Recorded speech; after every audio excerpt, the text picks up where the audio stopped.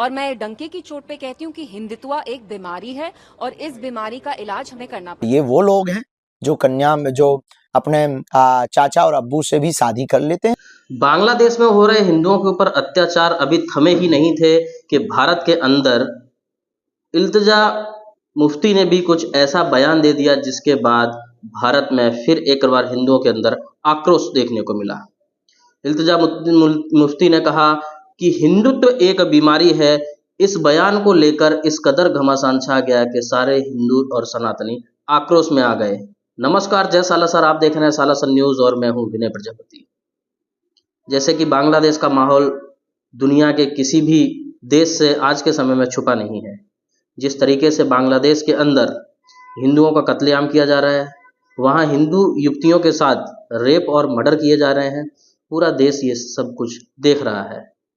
और उसी बीच फिर एक बार भारत के अंदर भी लगातार कोई ना कोई हिंदुओं के ऊपर या उनके धर्म के ऊपर कुछ ऐसी टिप्पणी कर जाता है कि समाज के अंदर और देश के अंदर ऐसा माहौल पैदा हो जाता है। कई बार तो आगजनी और लोगों के मरने तक की नौबत आ जाती है। हाल ही में इल्तिजा मुफ्ती ने भी कुछ ऐसा ही बयान दिया, जिसके बाद माहौल इतना गर्मा गया कि बाबा बागेश्वर को भी सामने आकर उस बात का जवाब देना पड़ा। बाबा बागेश्वर ने कहा कि लोग ऐसे हैं जो अपने ही चाचा और अपने ही अब्बू से शादियां कर लेते हैं, वो हमारे धर्म के बारे में आपको क्या जानकारी देंगे।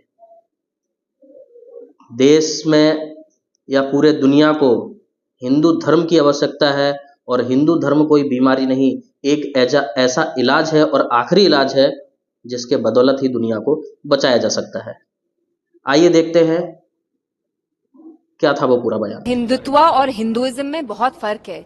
हिंदुत्व वो नफरत वाली फिलॉसफी है जो सरवारकर यहाँ इंडिया में फैलाते थे इन द 40s। वे ही यूज्ड टू से कि हम यहाँ एक हेजेमनी एस्टैब्लिश करेंगे हिंदूज की, और वो फिलॉसफी ये कहती है कि India is only of the Hindus and for the Hindus. तो हिंदुत्व और हिंदुइज्म में बहुत अंतर है।